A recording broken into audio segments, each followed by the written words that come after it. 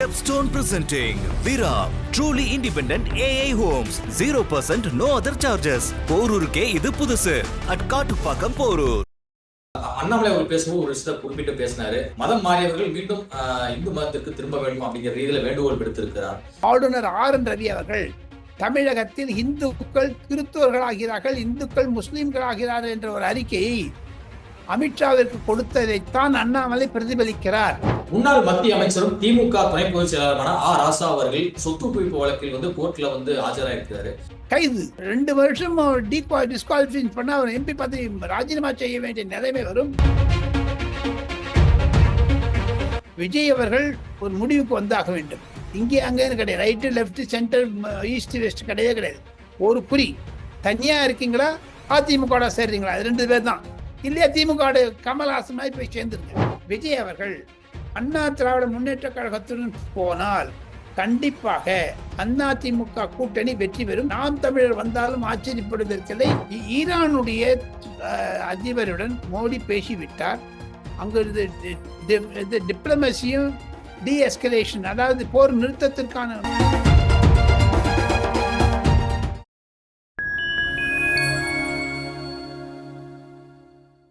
நான் உங்கள் சங்கிக்குவர். நம்ம சிறப்பு நிகழ்ச்சியில் நம்மோடு இணைந்திருக்கிறார் மதிப்பிற்குரிய மூத்த பத்திரிகையாளர் திரு டெல்லி ராஜகோபாலன் அவர்கள். வணக்கம் சார். நமஸ்காரம். அரசு அறிவித்தபடி தமிழகத்தில் எத்தனை டாஸ்மாக் கடைகள் மூடப்பட்டுள்ளன அப்படிங்கிற கேள்வியை மதுரை ஹைகோர்ட் பிரான்ச் எழுப்பியிருக்கு. இதன் காரணமாக முழுமையான அறிக்கையை தாக்கல் செய்யுமா கோர்ட்ல தமிழ்நாடு அரசு? செய்ய மாட்டார்கள் அப்படித்தான் நினைக்கிறேன். ஏன்னா ஹைகோர்ட் கொடுக்குறது ஒரு மூடி மொழிப்பி கொடுத்துருவாங்க. ஏதாவது ஒண்ணு தமிழ்நாட்டில் எத்தனை டக்காரம் இருக்குன்னு சொன்னீங்கன்னா, பத்திரிக்காரங்க ஊடகங்கள்லாம் என்ன பண்ணிட்டு இருக்காங்க? வாழைப்பத்தை சாப்பிட்றாங்களா, இல்லை மயிலுக்கு தொகை உரிக்கிறார்களா, மயில் பட்சிக்கு? அதை என்ன பண்ணிட்டு இருக்காங்க? ஊடகங்கள் செய்ய வேண்டிய கட்சி எதற்காக ஆர்டிஐ மூலமா கேட்கறது? தெருக்கு தெரு இருக்குதுங்க தமிழ்நாட்டில். என்ன குறைஞ்சது ஒரு 3-4 லட்சம் கடை இருக்குன்னு தானே சொல்றாங்க. ஆன்லைன்ல விற்கிறாங்களா, அதை எப்படி கொண்டு வருவீங்க சார்? ஃபர்ஸ்ட் ஆஃப் ஆல் தமிழ்நாட்டில் மது பொருட்கள் ஆன்லைன்ல விற்குதுங்க. எந்த ஒரு சாதனை இல்லை. மு.க. ஸ்டாலின் செய்த வாக்குறுதி, முக்கியமான வாக்குறுதி, ஆன்லைன்ல உங்களுக்கு எல்லா சரக்கும் கிடைக்குதுங்க. பிராந்தி, விஸ்கி எல்லாம் போட்டு அது பப்ளிஷ் பண்றாங்க, ஆன்லைன்ல கிடைக்குதுன்னு. அதை விட அவமானம் வேற ஒண்ணுமே இல்லைங்க. மதுரை மாநாட்டில் அண்ணாமலை அவர் பேசும்போது ஒரு விஷயத்தை குறிப்பிட்டு பேசினாரு. மதம் யாருமே மாறக்கூடாது, மதம் மாறியவர்கள் மீண்டும் இந்து மதத்திற்கு திரும்ப வேண்டும் அப்படிங்கிற ரீதியில வேண்டுகோள் விடுத்திருக்கிறார். இதை மதம் மாறியவர்கள் ஏற்பார்கள் நினைக்கிறீங்க? ஒண்ணுங்க, ஆர்.என். ரவி ஆளுநராக வந்த பிறகு அதையும் தவிர வைணவ தலங்கள், சைவத்தலங்களை எல்லாம் பார்த்து வந்த பிறகு ஆளுநர் ஆர்.என். ரவி அவர்கள் தமிழகத்தில் இந்துக்கள் கிறிஸ்துவர்களாகிறார்கள், இந்துக்கள் முஸ்லிம்களாகிறார்கள் என்ற ஒரு அறிக்கையை அமித்ஷாவிற்கு கொடுத்ததைத்தான் அண்ணாமலை பிரதிபலிக்கிறார். அண்ணாமலையுடைய கருத்து மத மாற்றம் இருக்கக்கூடாது என்பதுதான். அப்படி இருந்தால் மீண்டும் இந்து மதத்திற்கு வாருங்கள் என்று தான் அழைப்பு விடுகிறார். இதுதாங்க பின்னணி. தமிழகத்தில் இந்து மாற்றம், மத மாற்றம் மிக மிக மிக மிக தீவிரமாக நடந்து வருகிறது. அது தமிழகத்தினுடைய இந்துக்களுக்கு ஒரு போராட்டமாக இருக்கும். அதனுடைய பிரதிபலிப்பு தான் மதுரை முருகன் மாநாட்டில் 5 லட்சம் பேர் கந்த சஷ்டியை கேட்டு இன்பமுற்றார்கள். காரணம், இந்துக்கள் மத மாற்றம் கூடாது என்பதுதான் அந்த கான்ஃபரன்ஸுடைய தத்துவம், இந்து முன்னணியுடைய தத்துவம், ஆர்.என். ரவியுடைய தத்துவம், அண்ணாமலையுடைய தத்துவம். தமிழகத்தில் பலர் பணத்திற்காகவும் ஒரு பரிசு பொருளுக்காகவும் மதம் மாறுவது தவறு. மீண்டும் இந்துக்கள் வாழ்ந்துன்னு சொல்றதுதான். நார்த் இந்தியாவில் நிறைய இந்துக்கள் வந்துட்டு இருக்காங்க, யூபி, பீகார்ல எல்லாம். சட்டவிரோத பண பரிமாற்ற வழக்கில் முன்னாள் அமைச்சரும் கரூர் மாவட்ட செயலாளருமான திமுக எம்எல்ஏ செந்தில் பாலாஜி ஆஜராயிருக்கிறார். கூடவே அவருடைய தம்பி அசோக்குமார் ஆஜராயிருக்கிறாரு. ஆனா அசோக்குமார் என்ன சொல்லியிருக்கிறாரு அப்படின்னா, அமெரிக்கா செல்வதற்கு எனக்கு பர்மிஷன் வேணும், இதே சிகிச்சை மேற்கொள்வதற்கு எனக்கு அனுமதி நீங்க வழங்கணும் அப்படிங்கிற கோரிக்கை விடுத்திருக்கிறாரு. இதனுடைய வழக்கு 30ஆம் தேதி மீண்டும் விசாரணைக்கு வர இருக்கு. நீதிமன்றம் இதற்கு அனுமதி வழங்குமா? அவன் சட்டத்திலிருந்து வெளியே போகணும்னு பாக்குறாரு, வேற ஒண்ணுமே இல்லை.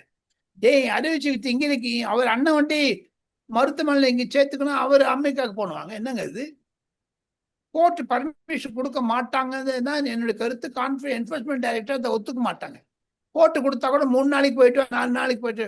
இப்ப பாருங்க, மாசம் கார்த்திக் சிதம்பரம் போயிட்டு வர்றாரு கோர்ட்ல பர்மிஷன் வாங்கிட்டு. எல்லாரும் ஏன்னா பாஸ்போர்ட் வாங்கி பிடிங்கி வச்சுடுவாங்க அவங்க. அதனால தான் பர்மிஷன் கேட்க வேண்டியதா இருக்குது. கார்த்திக் சிதம்பரம் போயிட்டு வர மாதிரி செந்தில் பாலாஜி பிரதர் போயிட்டு வந்தாலும் ஆச்சரியப்படுவதற்கில்லை. ஆனால் நீண்ட நாள் இருக்க முடியாது. 3 நாள் 10 நாள் அந்த மாதிரி ரெஸ்ட்ரிக்ஷன் போட்டுருவாங்க. முன்னாள் மத்திய அமைச்சரும் திமுக துணை பொதுச் செயலாளரான ராசா அவர்கள் சொத்து குவிப்பு வழக்கில் வந்து கோர்ட்ல வந்து ஆஜராயிருக்கிறாரு. சிபிஐ போட்ட இந்த வழக்கினுடைய அடுத்த கட்ட நிலை என்ன சார்? கைது.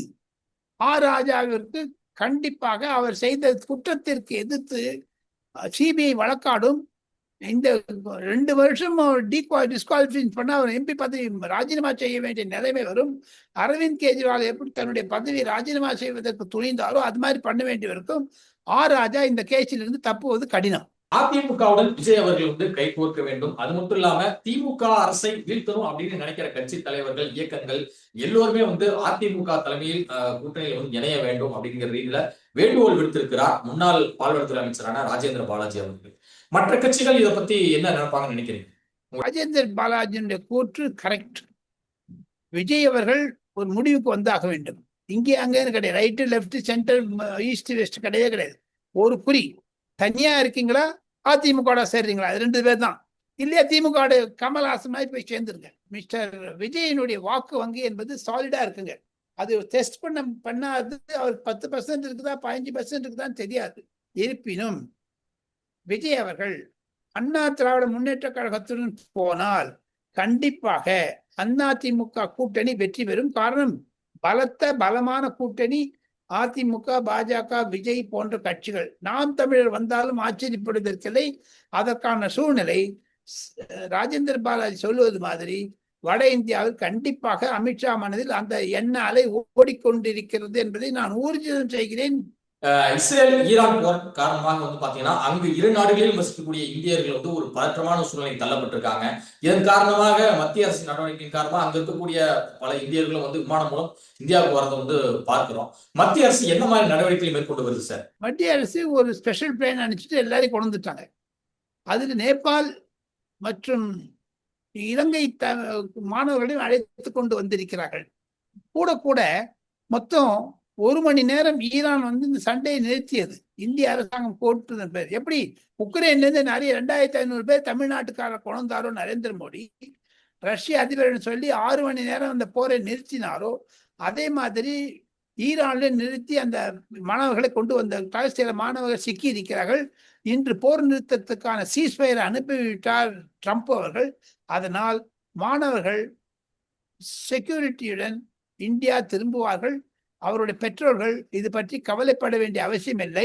அந்த மாணவர்களுடைய எதிர்காலம், அந்த மாணவர்களுடைய உயிர் கண்டிப்பாக நரேந்திர மோடி கையில் இருக்கிறது. அவர் ஏமாற்ற மாட்டார் என்பதைத்தான் டாக்டர் ஜெய்சங்கர் இன்று ட்வீட் மூலம் சொல்லி காண்பித்திருக்கிறார். குகன், தொடர்ந்து பல நாடுகளுக்கு இடையே போர் நடக்கும்போது வந்து பாத்தீங்கன்னா உலக அரங்கில் மோடி அவர்களுடைய குரல் வந்து முக்கியத்துவம் வாய்ந்ததா வந்து இருக்கு. தயவுசெய்து 2 நாடுகளும் சமாதான பேச்சுவார்த்தையில் ஈடுபடுங்க அப்படின்னு தொடர்ந்து சொல்லி வராரு. இப்ப இந்த இஸ்ரேல் ஈரான் விவகாரத்தில் மோடி அவர்கள் என்ன மாதிரியான முடிவெடுத்து அந்நாடுகளிடம் வந்து ஒரு கடிதம் மூலமாகவோ இல்ல டைரக்டா வீடியோ மூலமா என்ன சொல்லுவார்னு நினைக்கிறீங்க? ஈரானுடைய அதிபருடன் மோடி பேசிவிட்டார். அங்கு டிப்ளமசியும் டீஎஸ்கலேஷன், அதாவது போர் நிறுத்தத்திற்கான வழிமுறைகளை கண்டுபிடிங்கள் என்று சொல்லியிருக்கிறார். போக பார்க்கணும். ஈரான் இந்தியாவிற்கு நண்பன். ஈரான் மூலமாகத்தான் வரக்கூடிய எண்ணெய் பதார்த்தங்கள், எண்ணெய்கள், மண்ணெண்ணெய், எல்பிஜி கேஸு, பெட்ரோல், டீசல் அங்கெல்லாம் இங்கே க்ரூட் ஆயில் வந்துச்சுன்னா இங்கே பிரிச்சுப்பாங்க. அதெல்லாம் 30% நம்ம ஈரான்லேருந்து வருதுங்க.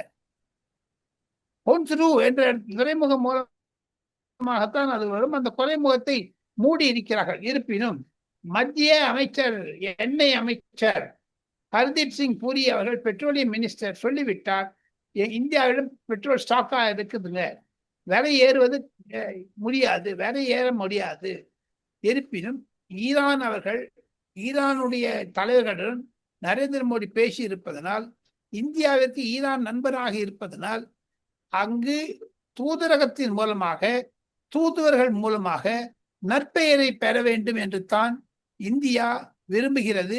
அங்கு ஈரான் தன்னுடைய இடத்தை நியூக்ளியர் செட்டப்பை அட்டாக் பண்ணதுனால இது நம்ம அமெரிக்காவையும் இஸ்ரேலையும் இனி அது மாதிரியான தொடர்ந்து பண்ணாதீர்கள், டீஎஸ்கலேஷன் ஆக வேண்டும் என்பதுதான் நரேந்திர மோடி மனதில் இருப்பது. கண்டிப்பாக அதை செய்து காண்பிப்பார். கடந்த 10 ஆண்டுகளில் சமஸ்கிருதத்துக்கு 2533 கோடி ரூபாய் நிதி ஒதுக்கீடு செஞ்சிருக்காங்க மத்திய அரசு. தமிழுக்கு 113 கோடி தான் ஒதுக்கீடு செய்யப்பட்டிருக்கு. இதே தொகை தான் கன்னடம், தெலுங்கு, மலையாளம் போன்ற மொழிகளுக்கு ஒதுக்கீடு செய்யப்பட்டிருக்கு அப்படிங்கிறது கடும் விமர்சனம் எழுந்திருக்கு. திமுக தரப்பு இதை சுட்டிக்காட்டி பல்வேறு விமர்சனங்களை சோசியல் மீடியாவிலும் சரி, அவங்களுடைய யூடியூப் பக்கங்களையும் பேசி வர்றாங்க. உங்களுடைய பதில் என்ன சார்? கண்டிப்பா அவர் மு.க. ஸ்டாலின் சொல்வதில் அர்த்தம் இருக்கிறது, உண்மைதான். சமஸ்கிருதத்திற்கு அதிகமாக பணம் கொடுத்தார்கள். ஆனால் திராவிட முன்னேற்ற கழகம் 17 ஆண்டுகள் மத்திய அரசாங்கத்தில் இருந்த பொழுது ஏன் தமிழுக்கான அதிகமான தொகையை கொடுக்க வேண்டும் என்று அவர்கள் அழுத்தம் தெரிவி. அவங்க 2Gல அடித்தாங்களே பணம். இதே தயாநிதி மாறன் பிஎஸ்என்எல் கேபிள திருடினார். அப்பெல்லாம் எங்க போச்சு அவர் மு.க. ஸ்டாலினுக்கு மைண்ட் இங்கு கேட்கிறாங்க பாஜக. அது கரெக்டான செயல் தானே. சமஸ்கிருதத்துல உருதுக்கு எவ்வளவு செலவழிச்சிருக்கான்னு கேட்கிறாங்களே. தமிழுக்கு இவர் செய்த தொண்டை விட வேற யார் செய்யுங்க? மு.க. ஸ்டாலின் நிறைய தொண்டு செஞ்சிருக்காரு, லைப்ரரி வச்சிருக்காரு, எல்லா லைப்ரரிக்கும் அவன் அப்பா பேரை வச்சுட்டாரு. நல்ல வாழ்த்துக்கள். நீங்க தமிழுக்கு செய்றீங்க, யாரும் இல்லைங்கிற. அதே மாதிரி தாங்கள் அமைச்சர்களாக இருந்த பொழுது திமுக அமைச்சர்கள் தமிழுக்காக என்ன செய்தார்கள் மத்திய அரசாங்கத்தில்? இதே ப. சிதம்பரம் இந்தியில தானே பேசினாருங்க. அவர் என்ன செஞ்சாருங்க? அவர் தான் உள்துறை அமைச்சர், அவர் தானே செஞ்சிருக்கணுங்க. ஆட்சியில் இருக்கும்போது ஒரு பிரச்சனை, ஆட்சியில் இல்லாத போது ஒரு பிரச்சனை. இந்த இரட்டு நிலைப்பாட்டை தான் சமஸ்கிருதத்துக்கோ உருதுக்கோ தமிழுக்கோ நான் ஆர்கியூ பண்ண வரலைங்க. அதுக்கு ஒண்ணுக்கு 114 கோடி ரூபாய் யூபி அரசாங்கத்தை கொடுத்திருக்காங்களே சார். அவங்களும் சமஸ்கிருதத்துக்கு விரோதமா சார்? யூபிஏ கவர்மெண்டா இருக்கும்போது பாத்தீங்கன்னா திமுக எதையுமே வாய் திறக்காம விட்டுருச்சுங்களா சார் அதிகாரத்தில் இருக்கும்போது? 2Gல பிஸியா இருந்தாங்க, பணத்தை அடிச்சிருந்தாங்க. அங்க 2Gல பிஸியா பணத்தை அடிச்சிருந்தாங்க. பிஎஸ்என்எல் உடைய நிலைமை திருடினார் மிஸ்டர் தயாநிதி மாறன். அப்பதான் விஷயம் தமிழுக்கு அவங்க செஞ்சாங்க. சமஸ்கிருதத்துக்கு செய்யணும் விட்டு தமிழுக்கு என்ன செஞ்சாங்க அதை சொல்லுங்களேன் பார்ப்போம். இன்று நரேந்திர மோடி அரசாங்கம், அமித்ஷா சொல்றாரு, தமிழ்ல இன்ஜினியரிங் மெடிக்கல் பாட புத்தகத்தை தமிழில் பிரசுரிக்கவும் என்று சொல்லுகிறார்கள். ஏன் செய்யல அவங்க? தாய்மொழியில் தொழிற்கல்வி அதெல்லாம் செய்யல. தமிழுக்காக திமுக செய்தது வெறும் வாயாளருக்கு. நேத்தி அண்ணாவல் நல்லா பேசினார் மதுரை மாநாட்டுல. 5000 வருடத்திற்கு முன்னதாக 12 நாயன்மார்களும் 63 நாயன்மார்களும் தமிழுக்கு செய்த தொண்டு, அதை பற்றி பேசியிருக்கிறார்கள். அதையும் தவிர கந்த சஷ்டியை பற்றி சொல்லி இருக்கிறார். ஆக 5000 வருடமாக தமிழகம் இருக்கிறதே தவிர தமிழுக்கு இவங்க 10-20 வருஷமா தான் செஞ்சுட்டு இருக்காங்க. 40 வருஷமா இவங்க திமுக ஒரு நாள் தமிழ் வளர்ந்ததுங்க. அந்த ஆண்டாள் திருப்பாவை பாடினார், திருவாசகம் பாடினார், மாணிக்க வாசகர், புறநானூறு அதெல்லாம் கம்போஸ் பண்ணியிருக்காங்க. கம்ப ராமாயணம் வந்தது, திருவள்ளுவர் வந்தார், திமுக வந்தாங்க அவங்கெல்லாம். அதுதானே சீமான் நல்லா கேட்கிறாரு, அண்ணாமலை கேட்கிறாரு, அதுதான் நல்லா கேட்கிறாங்க அவங்க. ஏங்க ஒண்ணுங்க, கம்ப ராமாயணத்தில் உலகம் யாவையும் தாமுளவாக்கலும் நிலைபெறுத்தலும் நீக்கலும் நீங்களா அலைகளா விளையாட்டுடையார் அவர் தலைவர் அன்னவர்க்கே சரண் நாங்களே என்று சரணமடைந்தார் கம்பன். அதே மாதிரி பல ஒரு மொழிகளிலும் ஆண்டாள் திருவாடிப்பூரத்துக்கு ஜெகத்தொழித்தாள் வாழியை அதை சொல்லிட்டு மதுரையை பற்றி கூறுகிறார். அன்ன வயல் முதுவை ஆண்டாள் அரகற்கு பண்ணு திருப்பாவை பல்வதையும் இன்னிசையால் பாடி கொடுத்தால் நற்பாமாலை பூமாலை சூடி கொடுத்தாலை சொல்லு என்று திருப்பாவை இருக்கிறது, திருவாசகம் இருக்கிறது, திருப்புகழ் இருக்கிறது. அதுக்கெல்லாம் அவ்வளவு தொண்டு செய்த தமிழர்களுக்கு மரியாதை கொடுக்காமல் திமுக வேண்டுமென்றே மற்ற மொழிகளை பற்றி பேசுகிறார்கள். திமுக தமிழர்களுக்கு காட்டு மீனாண்டி பாஷை என்று சொன்னாரு ஈவி ராமசுவாமி நாயக்கர். அதுக்கு என்ன கருணாநிதி பதில் சொல்றாரு?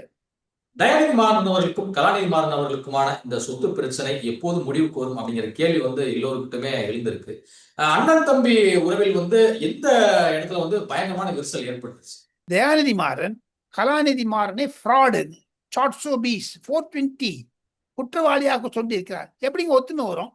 35,000 கோடி ரூபாய்க்கு சாப்பிடணும்னு நினைக்கிறாங்களா? அப்படியே ஒவ்வொரு மாவட்ட செயலாளர்கள் திமுகவிற்கும் 10,000 கோடி 20,000 கோடி இருக்குது. அது எனக்கு இல்லைன்னு நினைக்கிறாரு தயாநிதி மாறன்.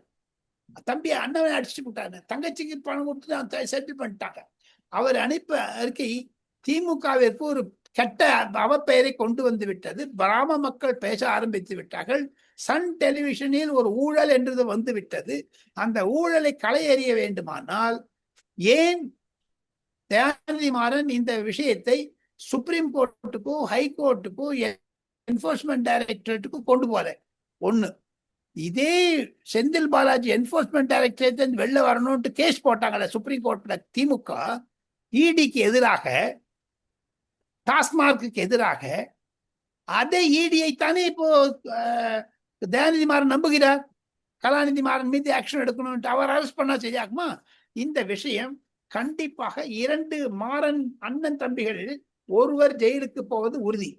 அங்க அந்த இருக்கக்கூடிய சன் டெலிவிஷனுடைய ஸ்டாக் எக்ஸ்சேஞ்சில் இருக்கக்கூடிய பங்கு சந்தைகளை எல்லாம் என்போர்ஸ்மெண்ட் கழுதை போட்டார்னா சீரியஸ் ப்ராப்ளத்துல மாட்டிப்பாரு தயாநிதி மாறன். கண்டிப்பாக கலாநிதி மாறனை ஜெயிலுக்கு அனுப்புவதற்காக பாஜகவுடன் சேர்ந்து கொண்டு எதை ஒண்ணா செய்வார்கள். காம்ப்ரமைஸ் வருவது கடினம். இதுவரை உங்க பல்வேறு கருத்துக்களை உங்களுக்கு மிக்க நன்றி சார்.